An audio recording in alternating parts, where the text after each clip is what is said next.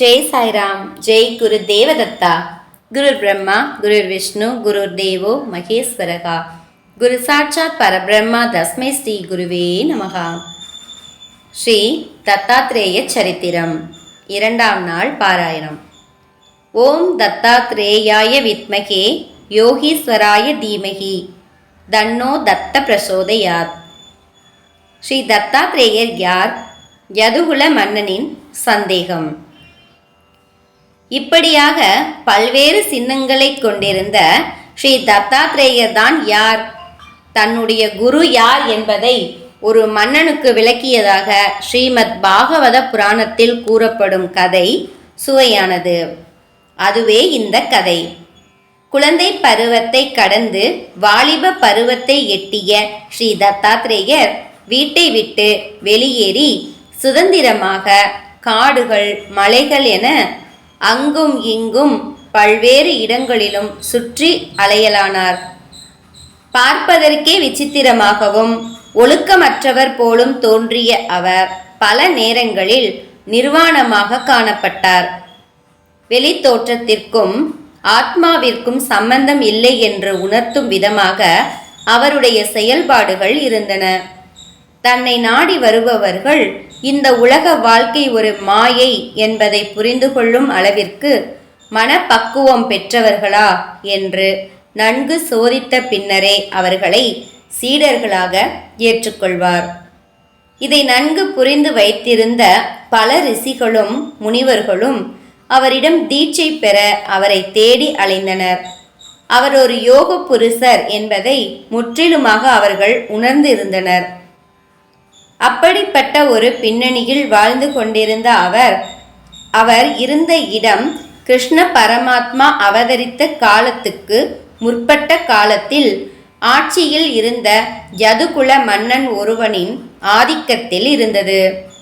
அந்த காலங்களில் மன்னர்கள் மாறு வேடங்களில் நாட்டின் பல பகுதிகளுக்கும் சென்று அலைந்து திரிந்தபடி நாட்டின் நிலைமைகளை கவனித்து கொண்டு இருப்பது வழக்கம். ஒரு நாள் அப்படி நகர்வலம் சென்று கொண்டிருந்த அந்த நாட்டு யதுகுல மன்னன் பிச்சைக்காரன் போல் தோற்றம் அளித்தபடி தெருவில் அலைந்து கொண்டிருந்த ஸ்ரீ தத்தாத்ரேயரை பார்த்தான். அவனுக்கு அப்பொழுது அவரை பற்றிய எந்த விவரமும் தெரியாது. கவலையின்றி பாடிக்கொண்டே பிச்சைக்காரன் உருவில் அலைந்து திரிந்து கொண்டிருந்த ஸ்ரீ தத்தாத்ரேயர் முகத்தில் எந்த விதமான கவலை கோடுகளும் தெரியவில்லை. அவருடைய முகத்திலோ அபரிமிதமான தேஜஸ் ஒளிவிட்டு கொண்டு இருந்தது. அந்த பிச்சைக்காரன் உருவில் அலைந்து திரிந்து கொண்டிருந்த தத்தாத்ரேயரை எதேச்சையாக கண்ட யதுகுல மன்னன் பின்வருமாறு யோசனை செய்யலானான். இத்தனை தேஜஸான முகத்துடன் தோற்றம் தரும் இவர் பிச்சைக்காரராக இருக்க முடியுமா? முகத்தில் எந்தவித கவலை கோடுகளும் தெரியவில்லை. ஏதோ தானே இந்த ராஜ்யத்தை ஆண்டு வரும் மன்னன் போல் அல்லவா கம்பீரமாக அலைந்து திரிந்து கொண்டிருக்கிறான். இத்தனை பெரிய சாம்ராஜ்யத்தை ஆண்டு கொண்டும் அளவற்ற செல்வங்களும் அடியாட்களும் இருந்தும் அனைத்து சுகபோகங்களையும் அனுபவித்து கொண்டும் உள்ள எனக்கே நிம்மதியில்லை. ஒன்றும் அற்றவன் போல தெரியும் இந்த அனாதை பிச்சைக்காரன் எப்படி கவலையே இன்றி இத்தனை தேஜஸான முகத்துடன் காணப்படுகின்றான்? மனதில் பல்வேறு எண்ணங்கள் அலைப்பாய்ந்து கொண்டே இருக்க அவர் சென்ற பாதையிலேயே சென்று கொண்டு அவரையே கவனித்து கொண்டிருந்த யதுகுல மன்னனுக்கு ஆச்சரியமும் ஆவலும் அடங்கவில்லை. என்ன இருந்தாலும் மன்னனும் பண்டிதம் பெற்றவன் அல்லவா?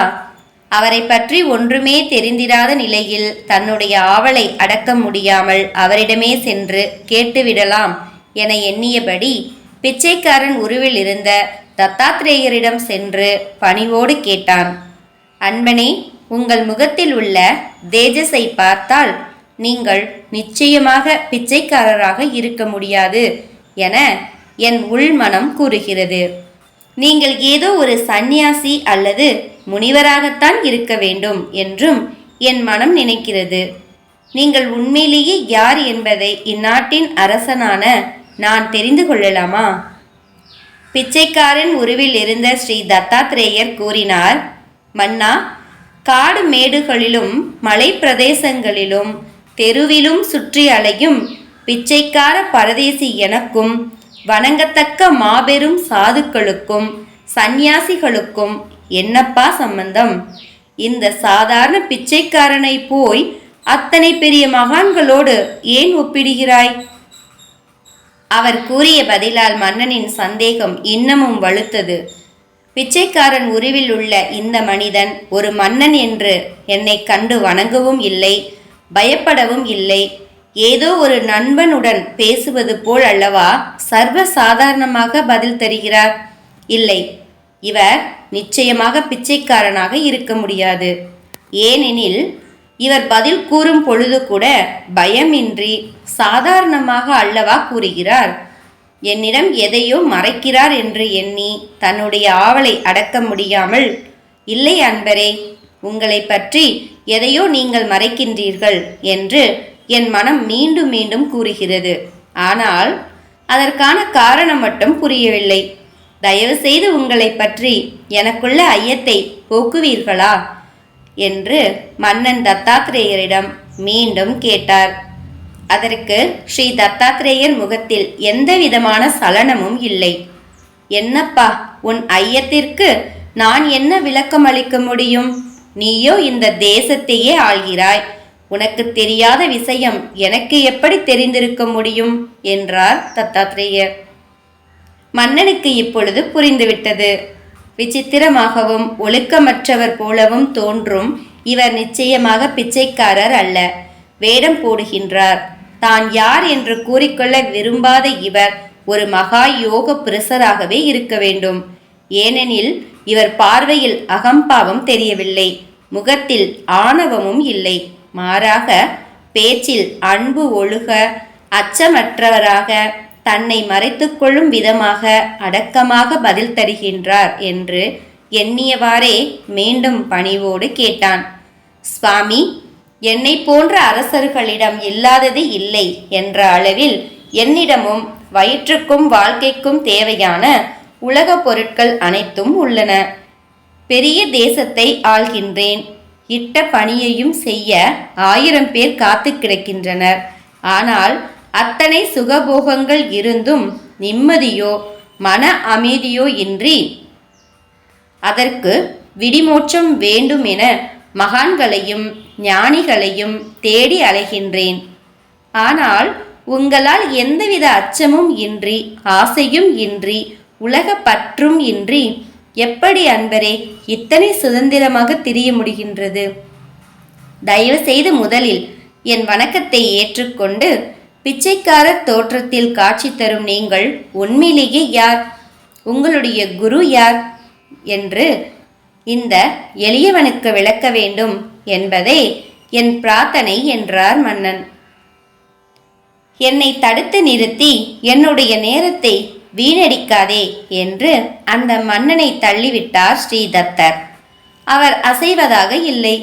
அவருடைய காலை பிடித்து கொண்டு மீண்டும் மீண்டும் அவரை பற்றியே கேட்டுக்கொண்டு இருந்த அந்த மன்னனை எட்டி உதைத்துவிட்டு ஓடத் துவங்கினார் மாபெரும் அவதூதரான ஸ்ரீ தத்தர். அந்த மன்னனும் சளைக்காமல் அவரை பின்தொடர்ந்து ஓடினான். மனம் மகிழ்ந்து போன ஸ்ரீ தத்தாத்ரேயர் அவன் முன் தேஜஸாக நின்றார். இறைவனை அடைவதற்கு தேவையான தகுதிகளான பணிவு, பொறுமை, விடாமுயற்சி இவை அனைத்தும் அந்த மன்னனிடம் இருப்பதைக் கண்டு மகிழ்ச்சியுற்றார் ஸ்ரீ தத்தாத்ரேயர்.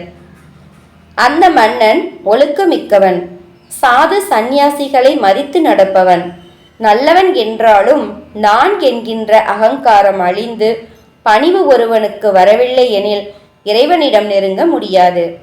எனவேதான் ஸ்ரீ தத்தாத்ரேயர் அந்த மன்னனை எட்டி உதைத்து பரீட்சை செய்து பார்த்தார். ஒரு பிச்சைக்காரன் தன்னை எட்டி உதைத்த பொழுதும் கூட கோபப்படாமல் அந்த பிச்சைக்காரர் உருவில் இருப்பவர் இறைவன் என்பதை உணர்ந்து மீண்டும் மீண்டும் பணிவுடன் தன்னை தொடர்ந்து வந்த மன்னனை கண்டு ஸ்ரீ தத்தாத்ரேயர் மகிழ்ச்சி அடைந்தார். எனவே மன்னனை பார்த்து, இனிய குணமிக்க மன்னா, வா, அதோ அந்த ஒதுக்குப்புறமான இடத்தில் அமர்ந்து கொண்டு பேசுவோம் என்றார். மும்மூர்த்திகளின் சக்தியை உள்ளடக்கி அவதரித்த அவதூதரான ஸ்ரீ தத்தாத்ரேயரும் ஸ்ரீ தத்தாத்ரேயரை தொடர்ந்து சென்ற மன்னனும் தூரத்தில் சென்று ஒதுக்குப்புறமான ஒரு இடத்தில் அமர்ந்து கொண்டார்கள்.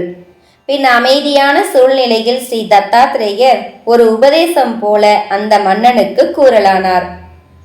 மன்னா, இப்போது நான் கூறப்போவதை பொறுமையாக கேள். சற்று நேரத்திற்கு முன்னால் சுகபோக பொருட்கள் மற்றும் செல்வங்கள் என அனைத்துமே உன்னிடம் உள்ளதாக கூறினாயே, அவை அனைத்துமே வெறும் மாயைதான். உடல் என்பது வெறும் ஜடப்பொருள் என்பதை முதலில் புரிந்து கொண்டு நான் கூறுவதை கேள்.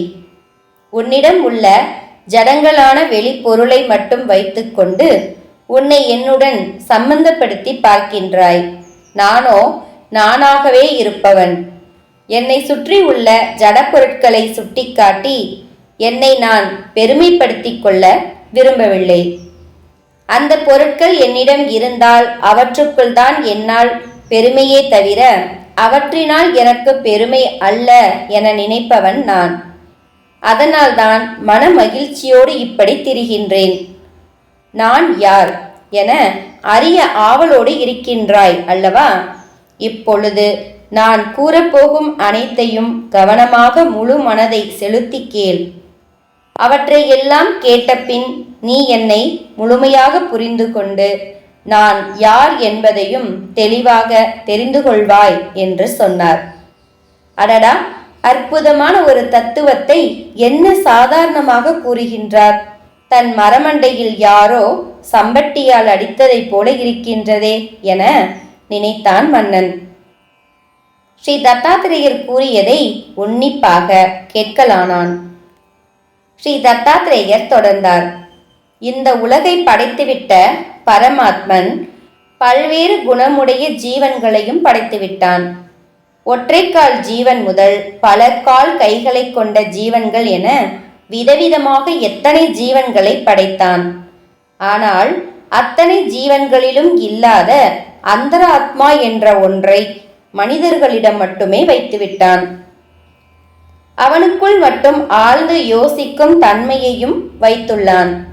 அதனால்தான் மனிதனால் தியானிப்பதின் மூலம் தன் உள்ளே உள்ள அந்தராத்மாவை அறிந்து கொள்ள முடிகின்றது. பரமாத்மனையும் புரிந்து கொள்ள முடிகின்றது.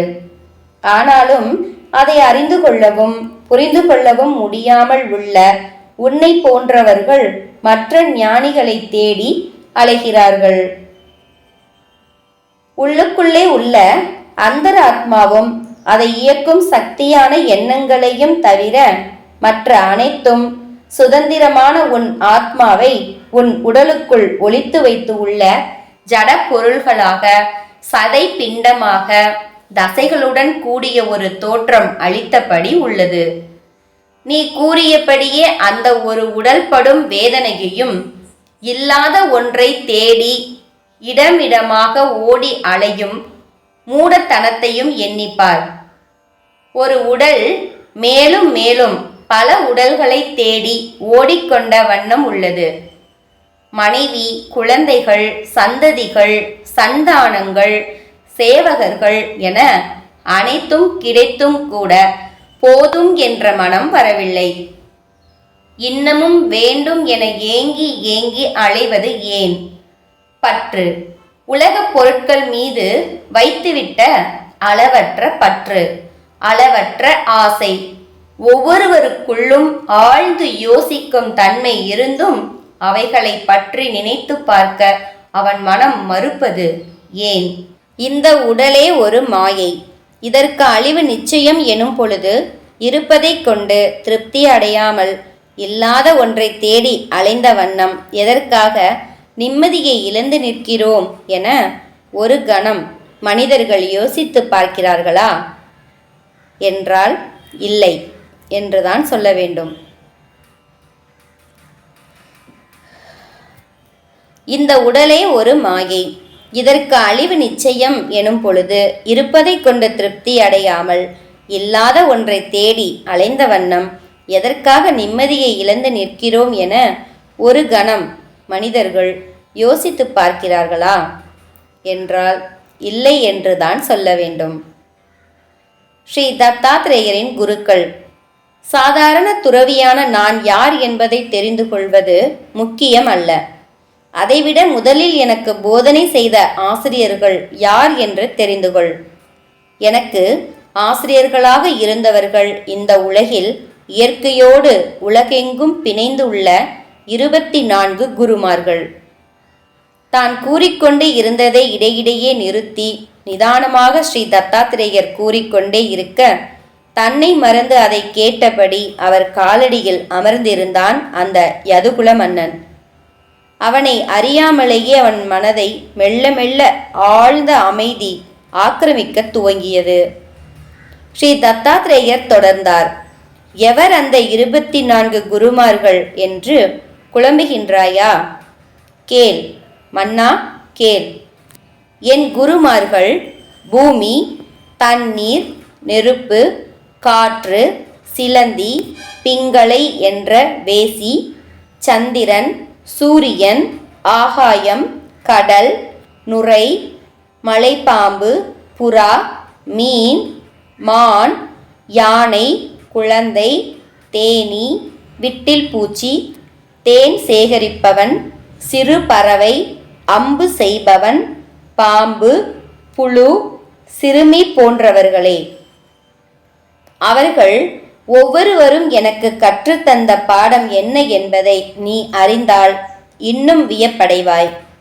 ஸ்ரீ தத்தாத்திரேயர் கூறிக்கொண்டு இருந்ததை மெய்மறந்து கேட்டபடி வியப்போடு அவரை நோக்கியபடி அவர் காலடியில் அமைதியாக அமர்ந்திருந்தான் அந்த யதுகுல மன்னன். ஸ்ரீ தத்தாத்திரேயர் தொடர்ந்து கூறலானார். அந்த குருக்களிடம் இருந்து நான் கற்றுக்கொண்டவை எவை எவை தெரியுமா? அவர்களின் குணத்தையும் அவர்கள் கற்றுத்தந்த பாடத்தையும் கவனமாக கேள். 1. பூமி.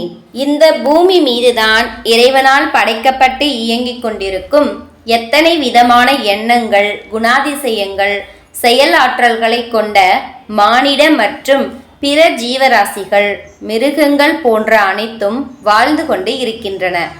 அவற்றின் அனைத்து இயக்கங்களும் வழிமுறைகளும் வெவ்வேறானவை. அவர்களை தவிர செடி கொடிகளின் வேர்கள் மற்றும் பூமிக்கு உள்ளே வசிக்கும் ஜீவன்கள் கூட பூமியின் உடலை கிழித்து கொண்டு வாழ்வதையும் பூமி தடுப்பது இல்லை. ஒவ்வொரு சூழ்நிலையிலும் தத்தம் விருப்பு வெறுப்பு ஏற்ப மாற்றி அமைத்த வண்ணம் வாழும் உயிரினங்கள் அனைத்துமே இயங்குவது அதே பூமி மீதுதான் என்றாலும் அத்தனை குணாதிசயங்களினாலும் சூழப்பட்டு உள்ள அதே உயிரினங்கள் இயங்க தேவையான அனைத்து உதவிகளையும் தன்னுள் இருந்து செய்தபடி, பொறுமையை கடைபிடித்தபடி, மௌனமாக இருந்து கொண்டு தான் என்ற அகம்பாவத்தை காட்டாமல் அனைவரையும் அணைத்தபடி இருக்கும் பூமியே பொறுமை என்ன என்பதை காட்டுபவள். 2. காற்று. உலகின் அனைத்து இடங்களிலும் பரவி உள்ள அத்தனை, ஏன் நம் உடலுக்குள்ளும் வாசம் செய்யும் காற்றானது எத்தனை மென்மையானது என்பதை உணர முடியுமே தவிர அதன் மூல உருவையோ அல்லது அதனுள் அடங்கியுள்ள தன்மைகளையோ வெளிப்பார்வை மூலம் பார்க்க இயலாது. ஆனால் அனைத்து இடங்களிலும் தவழ்ந்து செல்லும் அந்த காற்றானது மனம் வீசும் அல்லது துர்நாற்றம் தரும் பொருட்களை தொட்ட வண்ணம் தவழ்ந்து சென்றாலும் தன் மீது அமர்ந்து கொண்டு பயணிக்கும் மனத்தை ஒரு எல்லை வரை சுமந்து சென்ற பின் அவற்றை அப்படியே துறந்துவிட்டு தூய்மையான தன் இயல்பு நிலையோடு பயணத்தை தொடர்கின்றது. இது உணர்த்தும் தத்துவம் என்ன எனில், காற்று எந்த இடத்தில் பயணித்தாலும் தன் இயற்கை நிலையை மாற்றிக்கொள்வதில்லை.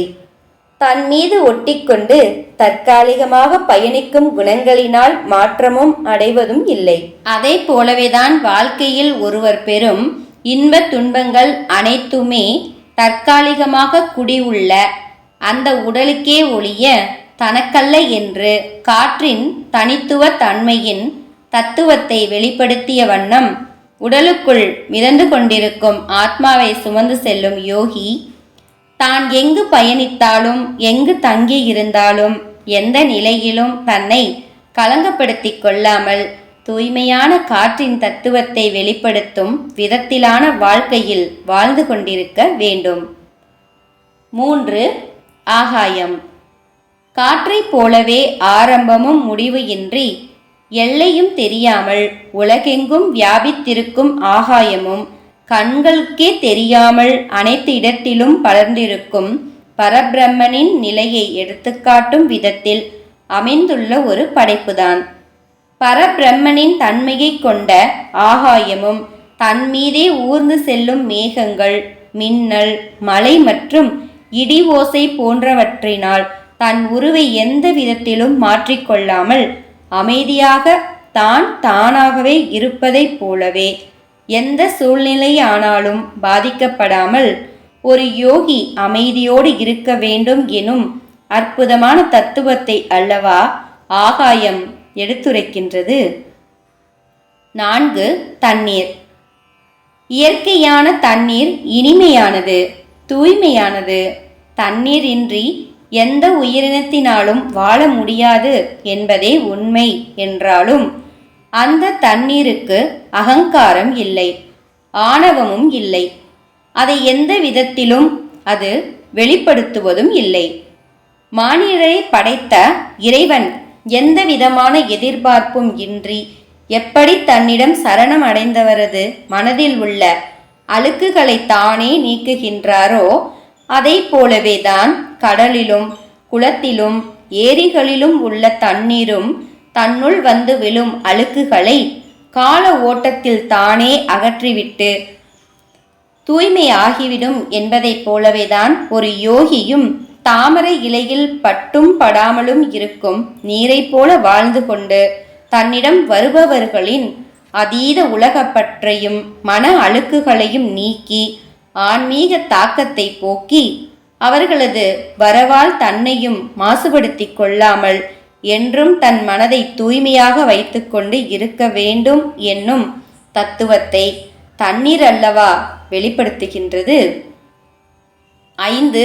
வெறுப்பு. பிரபஞ்சத்தை படைப்பவன் எப்படி எவரையும் தள்ளி வைப்பது இல்லையோ அதை போலவே நெருப்பும் தனது இயற்கை தன்மையோடு இருந்த வண்ணம் தன்னுள் போடப்படும் எதையுமே தள்ளி வைக்காமல் அனைத்தையும் பேதமின்றி எரித்துவிடும். அதன் ஜுவாலையும் அதற்குள் போடப்படும் பொருளையும் அதன் அளவையும் பொறுத்தே அமைந்திருக்கும். அதை போலவேதான் ஒரு யோகியின் ஆன்ம சக்தியும் அவருடைய யோக நிலையின் அளவை பொறுத்தே அமைந்திருக்கும்.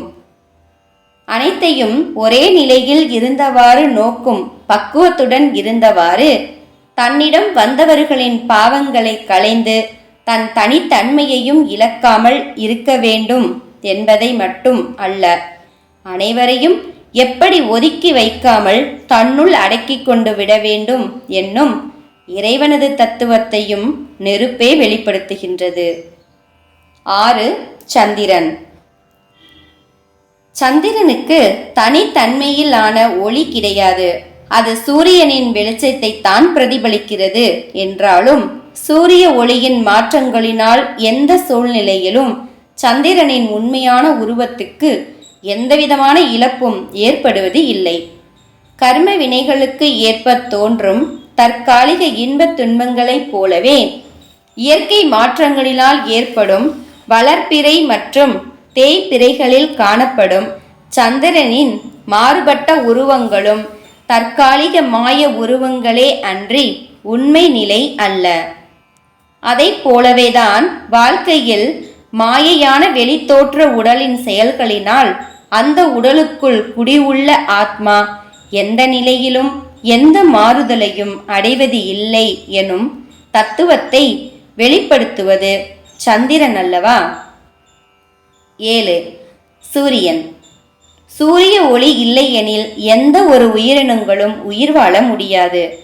படைக்கப்பட்ட அனைத்து உயிர்களிலும் ஊடுருவி உள்ள பரபிரம்மனின் தத்துவத்தை பிரதிபலிப்பது போல உலகமெங்கும் தனது ஒளி கற்றையினால் ஊடுருவி வெளிச்சம் தரும் சூரியன் பூமியில் இருந்து நீரை மேலிழுத்து கொண்டு அதில் தனக்கென்ன எந்த பங்கையும் வைத்து கொள்ளாமல் நியதிகளுக்கு ஏற்ப மீண்டும் மழையாக பூமிக்கே திரும்பி அனுப்பும். அந்த சூரிய தத்துவத்தை பிரதிபலிப்பதைப் போலவே ஒரு யோகியும் தான் பெறும் அறிவாற்றல்களின் பலன்களை தன்னுள்ளேயே வைத்துக்கொண்டு விடாமல் அனைவருக்கும் பயனளிக்கும் விதத்தில் பிறருக்கும் பாடமாக போதனை செய்ய வேண்டும். பல இடங்களிலும் பல நாடுகளிலும் வெவ்வேறு தன்மையிலான ஒளிக்கதிர்களை வீசியபடி காட்சி தருவது பல்வேறு சூரியன்கள் அல்ல, அனைத்து இடங்களிலும் வெளிப்படும் ஒளிக்கற்றைகளை வீசுவது ஒரே சூரியனே என்பது உணர்த்தும் தத்துவம் என்ன தெரியுமா? உடல்கள் பல்வேறாக இருந்தாலும் அவற்றின் உள்ளே குடியுள்ள ஆத்மாக்கள் அனைத்துமே ஒன்றிலிருந்தே வெளிவந்தவை என்ற உண்மையை வெளிப்படுத்துவதே ஆகும். 8. புறா. அதீத அன்பும் பாசமும் கொண்டு தன்னைத்தானே அழித்து கொள்ளக்கூடாது. ஒரு வேடன் வீசிய வலையில் பிடிபட்ட தனது குஞ்சுகளின் மீதிருந்த பாசத்தினால் அதை காப்பாற்ற நினைத்து அதன் தாய் மற்றும் தந்தை புறாக்களும் அதே வலையில் சென்று அகப்பட்டு கொண்டன.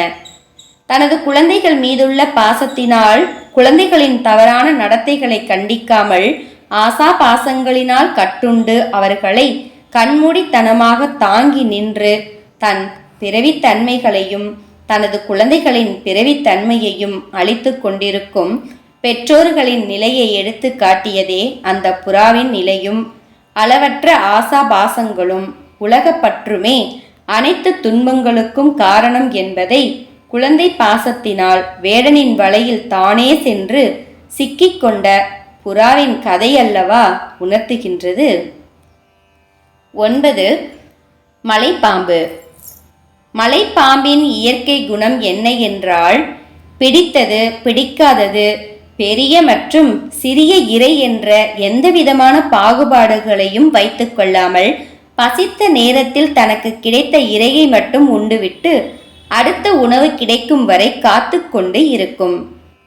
இரை எதுவும் கிடைக்கவில்லை என்றால் பட்டினியோடு இருந்தாலும் இரையை தேடி அலைவதில்லை. அதை போலவேதான் கர்ம வினைகளுக்கு ஏற்பவே நன்மையும் தீமையும் மாறி மாறி வரும். தமக்கு எது கிடைக்க வேண்டுமோ அதுவே கிடைக்கும் என்ற தத்துவத்தை முழுமையாக புரிந்து கொண்டு சுகம் மட்டுமே வேண்டும் என அதை தேடிக்கொண்டு அலையாமல் வாழ்பவனே மகிழ்ச்சியோடு இருக்க முடியும் என்பதை மலைப்பாம்பின் வாழ்க்கை எடுத்து காட்டுகின்றது. 10. கடல். கடல் நீர்தான் சூரியனின் வெப்பத்தால் ஆவியாகி மேலே சென்று சூரியனின் செயலினால் பல்வேறு இடங்களிலும் மழையாக பொழிகின்றது. அந்த மழை நீரினால்தான் குளங்களும் ஏரிகளும் நதிகளும் நிரம்புகின்றன. அந்த நீர்நிலைகளில் இருந்து வெளியேறும் தண்ணீரும் பல்வேறு வகைகளில் அதே கடலில் சென்று கலக்கின்றன. இப்படியாக தானே உருவாக்கிய தண்ணீர் பல்வேறு நிலைகளில் தன்னுள் வந்து கலந்தாலும் எந்த நிலையிலும் கடல் தனது கரையை தாண்டுவதும் இல்லை. அந்த தண்ணீர் தன்னுடன் வந்து கலக்கவில்லை என்றால் பற்றி போவதும் இல்லை. அதை போலவேதான் ஒரு ஞானியும் தன் விருப்பங்கள் நிறைவேறினால் மகிழ்ச்சியோ இல்லையெனில் துயரமோ அடையாமல் அந்த நிலை எங்கிருந்து வந்தாலும் தன்னை இழக்காமல் தன் கடமையை செய்தபடி இருக்க வேண்டும். இந்த தத்துவத்தை எடுத்து காட்டுவதே கடல் ஆகும். 11. தேனீ.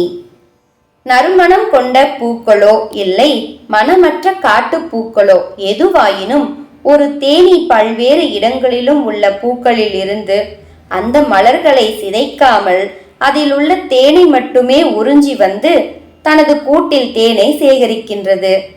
அதை போலத்தான் கர்ம வினையினால் பிறந்துள்ள ஒவ்வொருவரும் வேறு எவருடைய மனதையும் புண்படுத்தாமல் அவர்களிடம் இருந்து நல்ல குணங்களை மட்டும் கற்று அறிந்தபடி வாழ்ந்து கொண்டு இருக்க வேண்டும் என்ற தத்துவத்தை எடுத்து காட்டுவது தேனீயின் வாழ்க்கை முறையே ஆகும். 12. தேன் சேகரிப்பவன். பல நாட்களாக அங்கும் இங்கும் அலைந்தபடி மலர்களில் இருந்து தேனை எடுத்து வந்து தனது கூட்டில் சேகரித்து வைக்கும் தேனீ அதை குடிப்பது இல்லை. அப்படியாக தேனீக்கள் சேமித்து வைத்த தேன்கூடு நிறைந்துவிட்டால் தேன் எடுப்பவன் புகையை மூட்டி தேனீக்களை துரத்திவிட்டு கூட்டிலுள்ள தேனை எடுத்துக்கொண்டு கூட்டை தூக்கி எறிந்து விடுவதைப் போல அழிய போகும் உடலை சுமந்து கொண்டிருக்கும் ஆண்டியோ அரசனோ தான் சேமிப்பதை தானும் அனுபவிக்காமல் பிறருக்கும் கொடுக்காமல் தனது தேவைக்கு மேலாக சேமித்து வைத்தால் அவர்களது உடலில் உள்ள ஆத்மா வெளியேறிய பின்னர் வேறு எவராவது அல்லவா அவற்றை அனுபவிப்பார்கள். எனவே தேவைக்கு மேல் சேமித்து வைக்கப்பட்ட எந்த ஒன்றுமே நிரந்தரம் அல்ல. அதன் கால விதிப்படி எவர் மூலமாவது அழிந்து போகும் என்ற தத்துவத்தை தேன் எடுப்பவன் செயல் மூலம் அறிந்து கொள்ள முடியும். மன்னா, ஐம்புலன்களில் அடக்கப்பட்டு அகப்பட்டு கொண்டு நாம் பிறந்த நல் பிறவியை எப்படி வீணடித்துக் கொள்கிறோம் என்ற தத்துவத்தை விட்டில் பூச்சி, யானை, மீன் மற்றும் மான் போன்றவற்றின் வாழும் முறையிலிருந்து தெரிந்து கொள்ள முடியும். அதையும் கேள் என்று கூறிய ஸ்ரீ தத்தாத்ரேயர் தொடர்ந்து கூறலானார். 13. யானை. ஆண் யானையின் தந்தத்தை எடுப்பதற்காக வேடர்கள் பெண் யானை ஒன்றை குழிக்குள் மறைத்து வைத்து இருப்பார்கள்.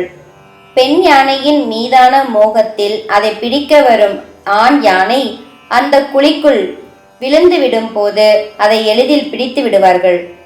இது எடுத்துக்காட்டும் தத்துவம் என்ன என்றால், எந்த ஒரு யோகியும் வெளித்தெரியும் நிரந்தரமற்ற மோகத்தில் மயங்கி அவற்றில் வீழ்ந்து விடாமல் பேரானந்த நிலையான ஆத்மாவின் தேடுதலில் மட்டுமே தனது கவனத்தை செலுத்திக் கொண்டிருக்க வேண்டும் என்பதே ஆகும். 14. விட்டில் பூச்சி. புலன்களை வெல்ல முடியாதவன் விளக்கு ஒளியில் எழும் வெளிச்சத்தில் மயங்கி அதன் தீயில் வீழ்ந்து மடியும் விட்டில் பூச்சி போன்றவன். மாயையால் உண்டாக்கப்பட்ட பெண், பொன், ஆபரணம், ஆடை ஆகியவற்றால் வசீகரிக்கப்படும் அஞ்ஞானி அறிவை தொலைத்து அதனாலேயே அழிவான் என்பதைப் போல இல்லாமல் ஒரு யோகியும் ஐம்புலன்களின் மோக மாயையில் சிக்கி தன்னை அழித்து கொள்ளாமல் ஜோதியாகவே காட்சி தரும் இறைவனுடன் ஐக்கியமாகி விட வேண்டும் என்ற தத்துவத்தை வெளிப்படுத்துவதே விட்டல் பூச்சி ஆகும். 15. மான். மானை பிடிப்பதற்கு முன் அதை பிடிக்க வலை விரிக்கும் வேடன் எழுப்பும் இசையில் மயங்கி தனக்கு வரும் ஆபத்தையும் சூழ்நிலையையும் உணராமல் கண்ணை மறைக்கும் ஆசையினால் துள்ளி குதித்து ஓடி சென்று அவன் விரித்து வைத்துள்ள வலையில் சிக்கிக்கொள்ளும். அதனால்தான் யோகியானவன் வெளியுலக மாயையான ஆடல், பாடல், இசைகளில் மயங்கி தம்மை அழித்து கொண்டு விடக்கூடாது என்னும் தத்துவத்தை மானின் செயல் மூலம் உணர முடிகின்றது. 16. மீன். தன்னை பிடிக்க தூண்டிலில் இரையை வைத்து நீரினுள் போடப்படுகிறது என்பதை உணராத மீனும் உணவின் மீதுள்ள ஆசையினால் அந்த இரையை எடுக்கப் போய் அந்த தூண்டிலில் தானே அகப்பட்டு கொள்ளும். ஐம்புலன்களின் தடுமாற்றத்தின் அடிப்படையே நாக்கின் ருசி என்பதினால் தனது நாக்கின் ருசியை யோகிகள் அடக்கிக் கொள்ள வேண்டும் என்ற தத்துவத்தை எடுத்து காட்டுவதே ஒரு மீனின் செயலாகும். 17. வேசி. பல காலம் தன் உடலை விற்று வாழ்ந்திருந்த பிங்களை என்ற வேசி மீண்டும் வருவதாக கூறியவன் வரவில்லை என்ற உண்மையை உணர்ந்தபோது ஒரு நாள் அழிய போகும் நரகர்களின் மீது வீண் ஆசையை ஏன் வைத்தேன் என மன தெளிவு பெற்று தான் கொண்டிருந்த அந்த தொழிலை துறந்தாள். மோகம் மற்றும் ஆசை என்ற அனைத்துமே மாயை என்னும் தற்காலிக தோற்றங்களே, அவை நிரந்தரமானதல்ல என்பதை எண்ணிய அவள் உள்ள தூய்மையுடன் தன் சிந்தனையை இறைவனிடம் திருப்பினாள். அன்று முதல் அவள் மனம் அமைதியடைந்தது, வைராக்கியம் வளர்ந்தது. அதனால்தான் பல பிறவிகளை கொண்டுள்ள நாமும், அதாவது ஒரு பிறவியில் மோகம் மற்றும் வெளியுலக இன்பங்களை துறந்து இனி வேறொரு பிறவி வேண்டாம் என்ற யோக வழி மார்க்கத்தில் தம்மை ஈடுபடுத்திக் கொண்டால் யோக சித்தம் கிடைக்கும் என்பதை அந்த வேசியின் வாழ்க்கை விளக்குகின்றது. 18. குர்ரம், அதாவது பறவை. இறைச்சி துண்டை கவ்விக்கொண்டு பறந்து செல்லும் பறவையை பல பறவைகள் துரத்தி சென்று துன்புறுத்தும் போது தன்னை அந்த பறவைகளிடம் இருந்து காப்பாற்றிக் கொள்ள தன் வாயிலுள்ள இரையை கீழே போட்டுவிடும். பறவையை துரத்தி வரும் பறவைகளும் அந்த இறைச்சி துண்டை பிடிக்க ஓடும்.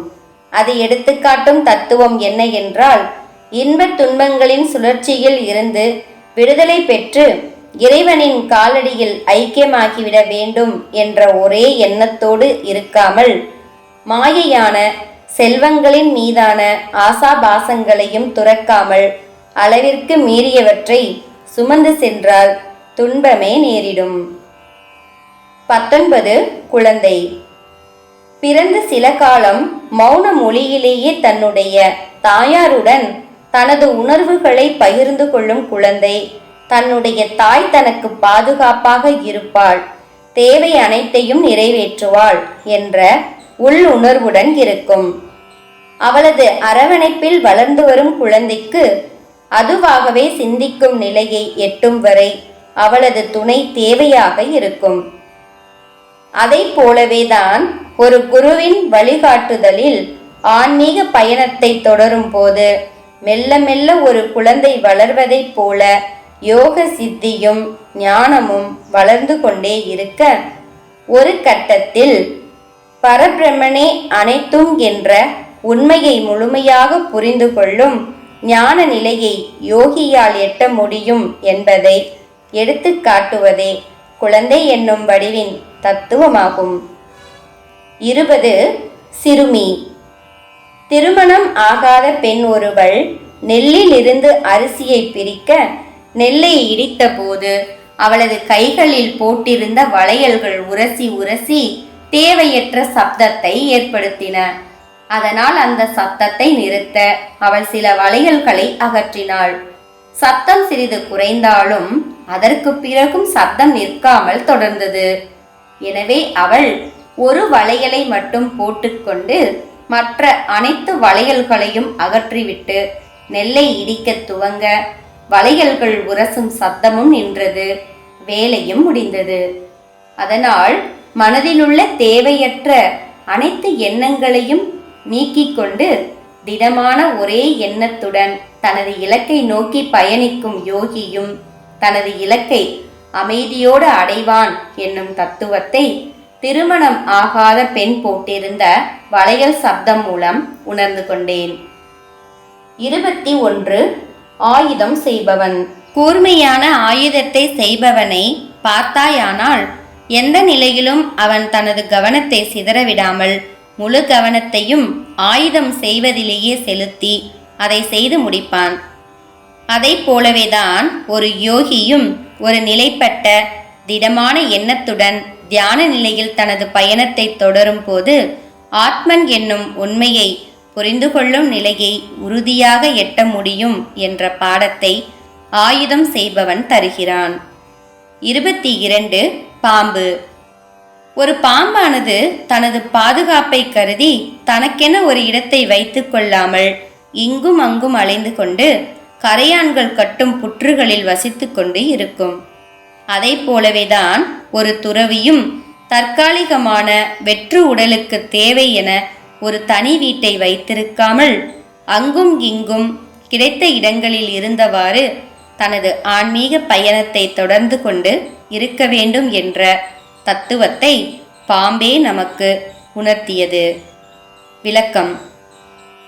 பாம்பிற்கு இயற்கையாகவே உள்ள ஒரு குணம் என்ன எனில், குறிப்பிட்ட காலத்திற்கு ஒரு முறை அவை தங்கள் உடல் மீதுள்ள தோலை உரித்துவிட்டு புதிய தோலை வளர்த்து கொள்ளும். அதன் செயலைப் போலவேதான் துறவிகள் உடலுக்குள் உள்ள ஆத்மாவும் அந்தந்த பிறவியின் கர்ம வினைகளை அழித்து கொண்டு மீண்டும் ஒரு புதிய உடல் மூலம் பிறவி எடுக்க வேண்டும் எனும் ஒரு ஆழமான தத்துவத்தை ஸ்ரீ தத்தாத்ரேயர் எடுத்துக்காட்டியுள்ளார். 23. சிலந்தி. தன் வாயிலிருந்து நூலை வெளியேற்றி வலை பின்னிய பின்னர் அதனுள்ளேயே விளையாடிவிட்டு உண்டு உறங்கி பின் அதையே விழுங்கிவிட்டு மீண்டும் இன்னொரு வலையை சிலந்தி பின்னும். அதைப் போலவேதான் பரபிரம்மனும் தானே படைத்த சிருஷ்டியில் தனது லீலைகளை முடித்து கொண்ட பின்னர் யுக முடிவில் தான் படைத்த அதே சிருஷ்டியை மீண்டும் தன்னுள் அடக்கிக் கொண்டு இன்னொரு சிருஷ்டியை படைப்பார் என்கின்ற பரபிரம்மத்தின் தத்துவத்தை சிலந்தியே எனக்கு எடுத்து காட்டியது. 24. குளவி. ஒரு வகை குளவியானது கம்பளி பூச்சியின் உடலில் தன்னுடைய முட்டை புழுக்களை செலுத்திவிடும். குளவியின் புழுக்கள் பாதுகாப்பாக இருப்பதற்கு அந்த கம்பளி பூச்சியின் உடல் தேவைப்படுகிறது. புழுக்கள் அந்த கம்பளி பூச்சியின் உள்ளே இருந்து அந்த கம்பளி பூச்சியின் உடலில் உள்ள சத்துக்களை உண்டபடியே வளர்ந்தாலும் கம்பளி பூச்சியை இறக்க விடாமல் பார்த்து கொள்ளும். ஏனெனில் அந்த புழுக்கள் வளர்ந்து குளவியாக அந்த கம்பளி பூச்சியின் உடல் தேவைப்படுகிறது. அதை போலத்தான் ஒரு குருவின் வழிகாட்டுதலுடன் இருந்தவாறு இறைவனையே தியானிக்கும் பக்தன் யோக நிலையின் இறுதி கட்டத்தை எய்தியவுடன் ஜீவன் முக்தியாகி விடலாம் என்ற தத்துவம் குளவியின் வாழ்க்கை முறை மூலம் தெரிய வந்தது. விளக்கம். குளவியை தனது குரு என கூறி ஒரு ஆழமான தத்துவத்தை ஸ்ரீ தத்தாத்ரேயர் எடுத்துக்காட்டி உள்ளார். உண்மையில் ஸ்ரீ தத்தர் குறிப்பிட்டு உள்ள குளவியின் செயல் தீய ஆத்மாக்களின் செயலை எடுத்து காட்டுகின்றது. அதாவது தற்கொலை, விபத்து போன்ற வகையில் அகால மரணத்தை அடைந்து நற்கதி பெற முடியாமல் பிரபஞ்சத்திலேயே சுற்றி தவிக்கும் ஆத்மாக்கள் துர்தேவதைகளின் பிடியில் சிக்கிக்கொண்டு அழிந்துவிடக் கூடாது என்பதற்காக நற்கதி கிடைக்கும் வரை வேறு எவருடைய உடலிலாவது சென்று தங்கிக் கொண்டிருக்கும் என்பதே ஆகும். ஆத்மாக்களுக்கு இந்த நிலை ஏற்படாது இருக்க அவர்களது சந்ததியினர் செய்யும் தான தர்மங்கள் மற்றும் பாராயண பிரார்த்தனைகள் உதவும். ஸ்ரீ தத்தாத்ரேயர் தொடர்ந்து கூறலானார். மன்னா, இந்த உடலே ஒரு மாயை. நம் உடல் முழுவதும் படர்ந்து உள்ள அங்கங்கள் போதாது என்று அளவற்ற ஆசைகளையும் நாம் பெருக்கிக் கொள்கின்றோம். நமக்கு வாழ்க்கையில் ஏற்படும் துன்பங்கள் அனைத்திற்கும் இந்த உடல் கொண்டுள்ள காம குரோத இச்சைகளே காரணம். இருக்கும் ஒரு உடல் போதாது என்று ஒவ்வொருவரும் நான், எனக்கு என்று தன்னுடன் மனைவி, மக்கள், செல்வம் என்று ஒன்றன் பின் ஒன்றாக பெருக்கிக் கொண்டே போகின்றனர். இன்று உள்ள இந்த உடல் நாளை இருக்காது என்பதே உண்மை என தெரிந்தும் அதே உடலுக்கு பல்வேறு வகைகளினால் ஆன சுகம் தேவைப்படுகின்றது. அதனால்தான் மாயையான இந்த உடலின் மீது பற்றை விலக்கிவிட்டு ஆசைகளையும் அழித்துவிட்டு நான், எனக்கு என்ற அகந்தையை விட்டுவிட்டு எல்லாமே அந்த பரபிரம்மன் என்று நான் இருக்கிறேன். அதனால்தான் என்னால் எவ்வித அச்சமும் இன்றி, ஆசையும் இன்றி, உலக பற்றுமின்றி இத்தனை சுதந்திரமாக திரிந்து அலைய முடிகின்றது. சிறு குறிப்பு. இந்த பிரபஞ்சத்தை படைத்த பரபிரம்மனே அவரது மாயத் தோற்றமான ஒரு அவதூதர் உருவில் வந்துள்ள போது அவருக்கு குருவா என ஒருவர் வியக்கலாம். ஆனால் உண்மை நிலை வேறாகும். வாழ்க்கையின் தத்துவத்தில் ஆழமாக அடங்கியுள்ள அனைத்து நிலைகளையும் தக்க முறையில் மானிடர்களுக்கு எடுத்துரைக்க வேண்டும் என்பதற்காகவே பரபிரம்மன் பிரபஞ்சத்தை படைத்தபோது பல்வேறு நியதிகளையும் பரிமாணங்களையும் கொண்ட நீர், நெருப்பு, காற்று, ஆகாயம், பூமி எனும் இயற்கை படைப்புகளையும் பல்வேறு தன்மைகளிலான மானிட பிறவி, மிருகப் பிறவி, பறவை என்பவற்றை படைத்து அவற்றின் செயல்பாடுகளிலும் தான் உலகிற்கு தெரியப்படுத்த நினைத்திருந்த தத்துவங்களை அடக்கி வைத்திருந்தார். ஸ்ரீ தத்தாத்ரேயரான உருவில் தோற்றம் தந்த பரபிரம்மன் தன்னால் படைக்கப்பட்ட அவை அனைத்தும் தான் தனக்கு குரு என்ற மாயத் தோற்றத்தை தரும் வகையில் தனது சீடராகி நின்ற மன்னனுக்கு எடுத்துக்காட்டி விளக்கும் பேரானந்த தத்துவ போதனையே ஸ்ரீ தத்தாத்ரேய சரித்திரத்தின் மிக முக்கிய பகுதி ஆகும். ஸ்ரீ தத்தாத்ரேயர் தன்னுடைய குருமார்கள் என்று கூறிய 24 குருமார்களின் குணாதிசயங்கள் அனைத்துமே கடவுள், ஆத்மா மற்றும் மனித நேயங்களின் இயல்பு மற்றும் குணாதிசயங்கள் போன்ற தத்துவங்களை அல்லவா மறைமுகமாக எடுத்து காட்டுவதாக அமைந்துள்ளன. ஆகவே அவற்றின் உள்ளே புதைந்து உள்ள ஆழமான உள் அர்த்தங்களை புரிந்து கொள்வது அவசியம். அப்பொழுதுதான் இறை உணர்வை முற்றிலும் புரிந்து கொள்ளும் மன நிறைவும் மனப்பக்குவமும் கிடைக்கும். நன்மையும் தீமைகளும் நம்மை கடுமையாக தீண்டும் போது அதீத தீமைகளை செய்து வருபவர்கள் சுகபோகங்களில் வசிக்கும் போது நமக்கு மட்டுமே ஏன் தொடர்ந்து கஷ்ட நஷ்டங்கள், எதற்காக இத்தனை சோதனைகள் என்று நாம் அனைவரும் விரக்தி அடைவதற்கான அடிப்படை காரணமே இந்த உடல் கொண்டுள்ள காம குரோத இச்சைகளே காரணம் என்ற மாபெரும் உண்மையை எத்தனை எளிதாக குருமார்கள் குறித்த குணாதிசயங்கள் மூலம் ஸ்ரீ தத்தாத்ரேயர் நமக்கு வெளிப்படுத்துகின்றார். ஆதிசக்தியின் வெளிப்பாடுகளான பூமி, காற்று, நீர், ஆகாயம், நெருப்பு போன்ற ஐம்பூதங்களினாலும் நம்மை வாழ வைக்கவும் முடியும் மற்றும் அழிக்கவும் முடியும் என்பதை எடுத்து காட்டுவது போல அல்லவா உள்ளன. எந்த ஆதிசக்தி அந்த பஞ்சபூதங்களை படைத்தாலோ அந்த சக்தியே எதற்காக அவற்றை அழிக்கிறார் என்ற கேள்விக்கு தத்துவார்த்தமாக விடை கூறுவது போல அல்லவா ஒரு சிலந்தியின் வாழ்க்கையையும் வடிவமைத்து உள்ளார். சிலந்தியின் வாழ்க்கை போலவேதான் ஆதிசக்தியும் அவரது வெளிப்பாடுகளான பூமி, காற்று, நீர், ஆகாயம், நெருப்பு போன்ற ஐம்பூதங்களினாலும் நம்மை வாழ வைக்கவும் முடியும் மற்றும் அழிக்கவும் முடியும் என்பதை நிலைநாட்டி உள்ளார். நன்மை மற்றும் தீமை போன்ற அனைத்தையும் உருவாக்குபவரும் அவரே, அழிப்பவரும் ஆதிசக்தியே என்பதால்தான் இந்த பிரபஞ்சமே நன்மை தீமைகளை கொண்ட குணாதிசயங்களை கொண்டதாக அமைந்து உள்ளது என்பதை கூறாமல் கூறுவது போல நல்லவர், தீயவர், விஷம் கலந்த இயற்கை பொருட்கள், பல்வேறு குணாதிசய ஜந்துக்கள், அத்தனை ஏன் விஷத்தன்மை கொண்ட மானிட மனதையும் அல்லவா உருவாக்கி அனுப்பியுள்ளார் என்பதை எத்தனை எளிமையாக குருமார்கள் மூலம் தத்தர் நமக்கு உணர்த்தி உள்ளார் என்று மனதிற்குள் எண்ணியவாறு யதுகுல மன்னன் வியந்தான். ஸ்ரீ தத்தாத்ரேயர் இன்னும் என்னென்ன தெய்வங்களை துதிக்க வேண்டும், இன்னென்ன முறைகளை துதிக்க வேண்டும், பூஜை செய்ய வேண்டும் என்று கூறவில்லை.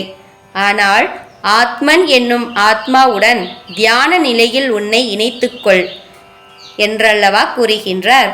அதாவது ஆத்மா என்பது மானிடர்களாலோ அல்லது வேறு எவராலோ படைக்கப்படவில்லை. யோகி உருவில் காட்சி தரும் பரம்பிரம்மனும் ஆதிசக்தியுமான ஸ்ரீ தத்தாத்ரேயர் தியான நிலையில் இருந்து கொண்டு ஆத்மா என்னும் என்னுடன் இணைந்து கொள் என்று கூறாமல் கூறி தன்னை சரணடையுமாறு கூறுகின்றார். ஆத்மாவை புரிந்து கொண்டு விட்டால் அனைத்தும் நமக்கு விளங்கும் என்பதை தியானம் என்னும் மறைமுகமாக வலியுறுத்துகின்றார். உன்னையே நீ அறிந்து கொள் என்னும் வழிமுறைகளுக்கானதல்லவா தியான நிலை. இறைவனது வெளிப்பாடான ஆத்மாவுடன் ஒருவன் தன்னை இணைத்து கொண்டால் படைத்தவனுடன் தன்னை இணைத்து கொள்ளும் நிலை ஏற்படுகின்றது என்னும் தத்துவம் அல்லவா அது என்று ஸ்ரீ தத்தாத்ரேயர் கூறிய அனைத்தையும் கவனத்துடன் கேட்ட வண்ணம் இருந்தவன் கண்களிலிருந்து ஆனந்த கண்ணீர் வழிந்தது. மன்னன் இப்பொழுது அவரை பற்றி முழுவதுமாக தெரிந்து கொண்டான். தடால் என அவர் காலடியில் விழுந்து வணங்கினான். அற்புதம் ஐயா, அற்புதம். இனியாவது உங்களின் இந்த மாறு வேடத்தை களைந்துவிட்டு உண்மையில் நீங்கள் யார் என இப்பொழுதாவது கூறுங்கள் என மன்னன் அவரிடம் வேண்டிக் கொள்ள அவன் முன் தன் சுய உருவில் தோன்றினார் ஸ்ரீ தத்தாத்ரேயர். வாழ்க்கை என்பது என்ன, அதில் எப்படி தன்னை அடக்கிக் கொண்டு இருக்க வேண்டும் என்ற பாடத்தை ஸ்ரீ தத்தாத்ரேயரிடமிருந்து பெற்ற யதுகுல மன்னனும் தெளிவு பெற்றான். அதன் பின் அந்த மன்னனும் தத்த பக்தனாகவே மாறி வாழ்நாள் முழுவதும் மன அமைதி பெற்று வாழ்ந்து வந்தான். திகம்பரா திகம்பரா ஸ்ரீபாத வல்லப திகம்பரா, திகம்பரா திகம்பரா ஸ்ரீ தத்த தேவா திகம்பரா. ஓம் ஸ்ரீ தத்தாத்ரேய குருவே நமகா. ஸ்ரீ சாயிநாதம் சரணம் பிரபத்தே. ஜெய் சாய்ராம், ஜெய் குரு தேவதத்தா.